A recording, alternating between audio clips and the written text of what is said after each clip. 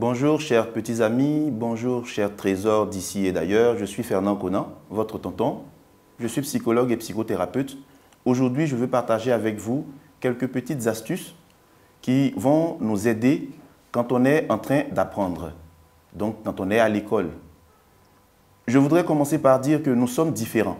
Nous sommes différents et même dans la manière d'apprendre, nous apprenons différemment.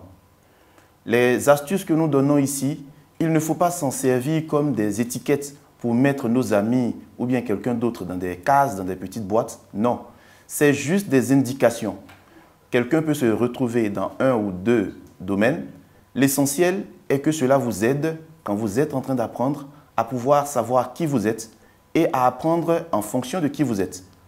Alors, je voudrais commencer par parler de ce qu'on appelle des profils d'identité. Le premier profil, c'est celui qu'on appelle l'intellectuel. Vous avez dans la classe quelqu'un qui aime apprendre. Il y a des gens qui aiment aller à l'école. Ils aiment l'école. C'est des gens qui n'ont pas beaucoup d'amis. Ils ne cherchent pas à s'en faire beaucoup d'ailleurs. Ils sont dans leur coin. Ils aiment l'école. Ils posent beaucoup de questions. C'est généralement de brillants élèves.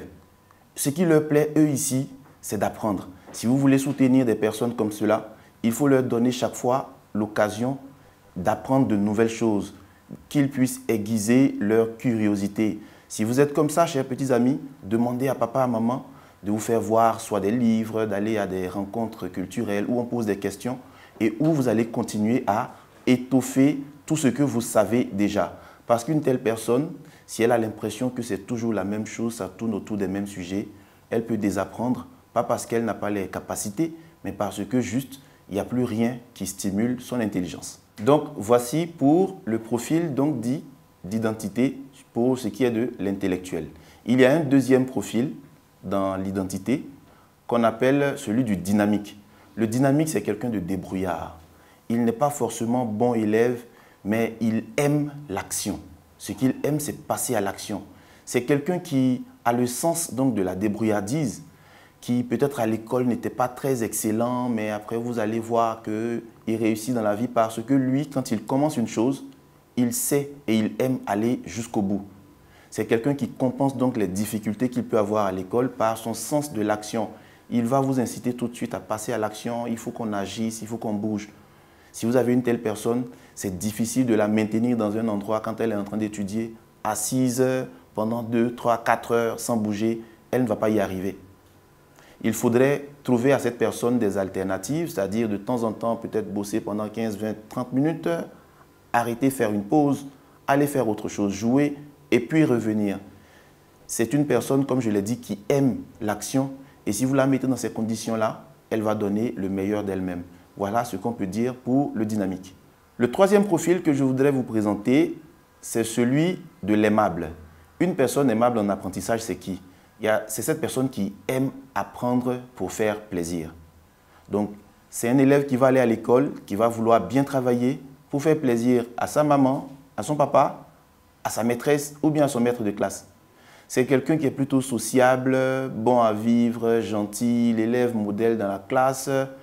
La difficulté avec lui, c'est qu'il a besoin d'attention parce que justement, il fait tout ça pour attirer l'attention sur lui. Ses résultats peuvent chuter juste parce qu'il a eu l'impression que la maîtresse s'intéressait à quelqu'un d'autre que lui ou bien que dans sa famille, un petit frère est né ou une petite sœur est née. Quelqu'un qui a besoin d'attention, si vous lui donnez l'assurance, vous la rassurez que tout va bien et qu'elle a toujours sa place, c'est quelqu'un qui peut travailler juste pour vous faire plaisir. Voilà donc ce qu'on peut dire sur le profil de l'aimable. Le quatrième profil est celui dit du perfectionniste. Alors celui-là, il a horreur de mal faire, il a horreur de se tromper.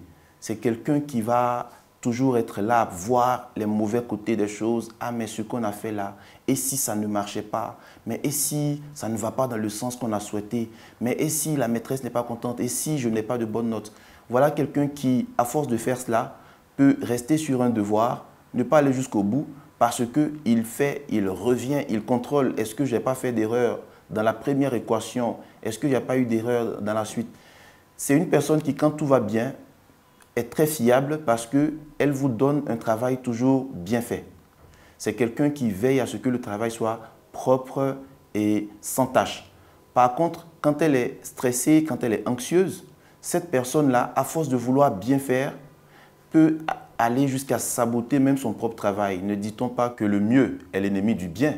Ça veut dire qu'on peut faire un travail qui est déjà bien, mais en voulant le faire mieux, en voulant l'améliorer, on peut même le saboter complètement.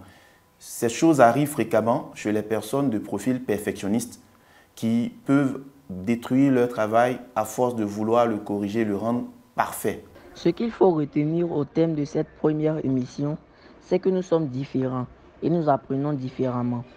Nous avons pu présenter 4 façons que nous avons de faire les choses, donc différemment, comme nous sommes en train d'apprendre. Ce ne sont que des indications. Chacun peut se retrouver dans un ou plusieurs profils. La prochaine fois, mon ami vous présentera 3 autres façons qui viendront compléter les 4 premières façons dont on a parlé dans cette émission. Restez à l'écoute pour la prochaine fois.